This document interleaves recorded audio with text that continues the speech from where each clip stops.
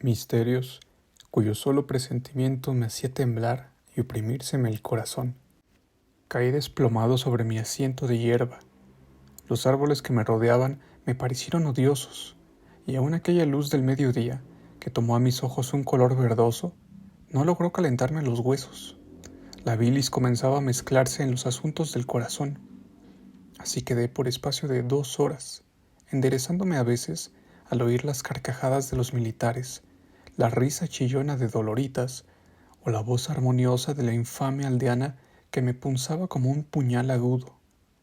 A las 3 de la tarde concluyó la comilona, y debieron haber bebido bastante aquellos sujetos porque, cuando salieron al patio en espera de los caballos, algunos de ellos, particularmente el general y el viejo de la mula, vacilaban y reían como insensatos.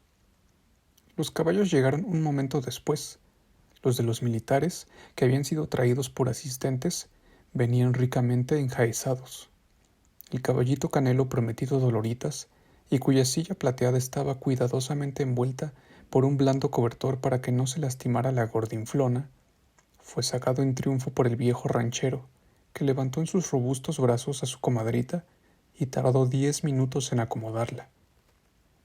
La madre de Antonia no era de la partida, porque tenía que recoger el campo del festín, pero la joven, habiéndose colocado un gracioso sombrerillo de paja, de alas anchas, montó con gallardía y ligereza, y sin ayuda de nadie, en un potro retinto de hermosa estampa y de mucho brío, que apenas sintió su carga cuando comenzó a caracolear impaciente. «Ajá», exclamó el general con voz de borracho. «Con que estemos, Caramba, y qué bien monta la chica. Pues es un tesoro de gracias la bribonzuela, amigo. De usted estar vanidoso con semejante alhaja». «Mil gracias, mi general. Usted la pondera, señor. Es regular, no hay que alabarla», contestó el ranchero con su fraseología de siempre. Después de lo cual montó a su vez en un caballo magnífico, el mejor de sus dehesas seguramente, y se puso a la cabeza de la comitiva para guiarla. Entonces yo, como todos los celosos, deseando apurar el cáliz hasta la última gota, sin haberme desayunado, pero fuerte con mi cólera, puse los pies en alas de mis celos y seguí a la cabalgata hasta llegar a orillas del pueblo. Allí, adivinando a dónde se dirigía, tomé un camino de través. Me hundía en un bosque contiguo a la casa del rancho.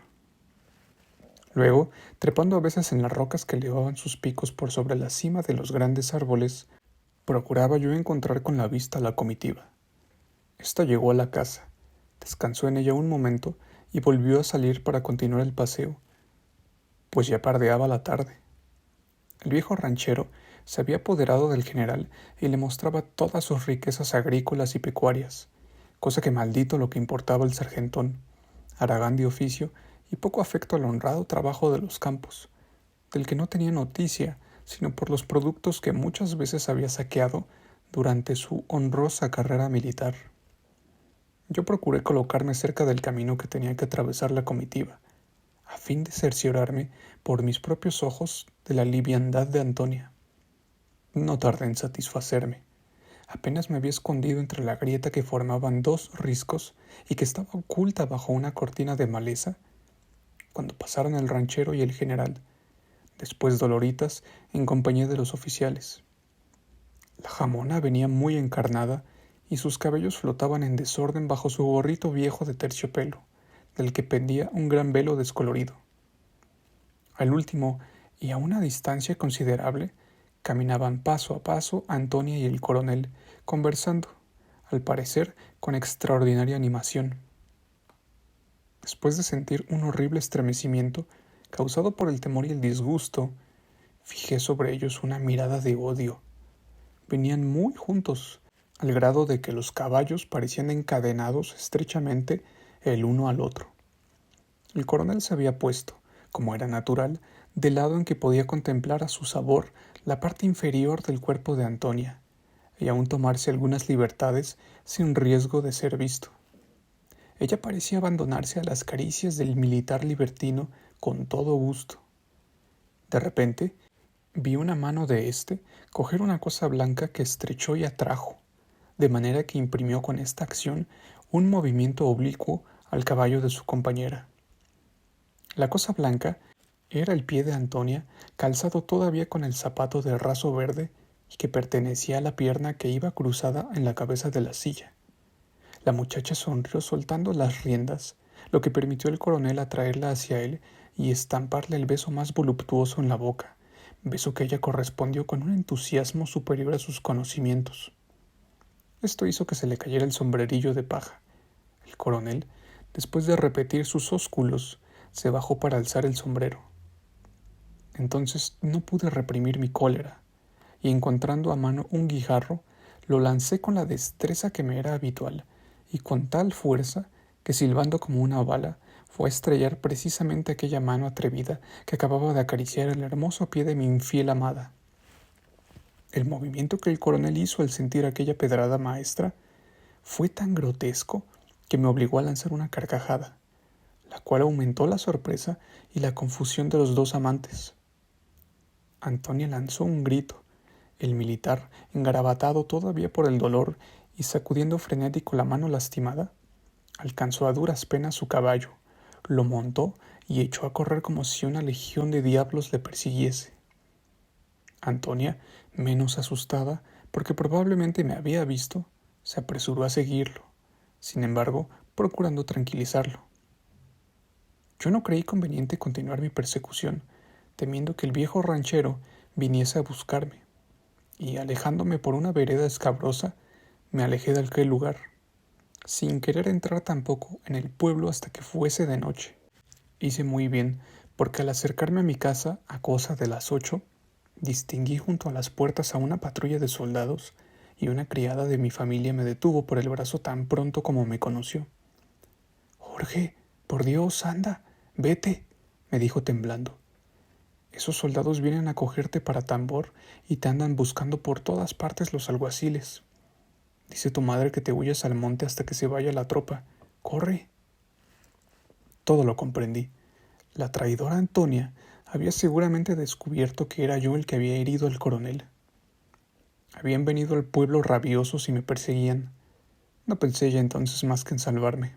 Me apresuré a ganar una montaña vecina, y sería la medianoche cuando, habiendo llegado a lo más escarpado de aquella sierra, resolví descansar, pues estaba ya fuera del alcance de mis perseguidores.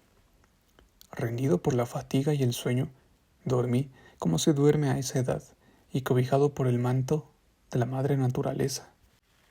12. A los primeros albores de la mañana siguiente, desperté y pude darme cuenta de mi situación. No era en verdad muy favorable. En mi casa ignoraban el rumbo que había yo tomado. No tenía provisiones y me hubiera sido difícil dar con un camino que me condujera a alguna ranchería. Pero mi carácter enérgico y el peligro que estaba corriendo sostuvieron mi ánimo y no desesperé. Vagando entre las selvas pasé 2 días, manteniéndome como el Bautista, con frutas y miel silvestre que se convertía en rejalgar cuando pensaba yo que Antonia, a esa hora, pertenecía ya al coronel. En la mañana del tercer día logré encontrar un sendero que iba a parar hasta lugares conocidos, y respiré cuando distinguí la torre de la iglesia, el caserío del pueblo y los jardines que lo rodean. Contemplaba yo con una emoción gratísima este espectáculo del que me parecía haber estado ausente por muchos años, cuando al mirar abajo de la colina montuosa en que estaba yo situado, distinguí primero una polvareda y luego una columna de tropa que serpenteaba subiendo por un camino ancho y cercano al lugar en que yo estaba. Era la brigada. Vi brillar las armas, conocí los uniformes, aunque no pude, por la lejanía, distinguir a las personas. Mi primer deseo fue el de correr para salvarme de mis enemigos, pero después, comprendiendo que nada podían hacerme en aquel terreno, me atreví a acercarme hasta llegar a un flanco del camino para examinarlo bien todo. Poco a poco, y aprovechándome de los accidentes de la montaña, me acerqué tanto que pude ponerme a algunos pasos de la columna. El general marchaba por delante con algunos oficiales y precedido de una pequeña guerrilla. Luego seguían los croquis de batallones y a retaguardia venía mi coronel.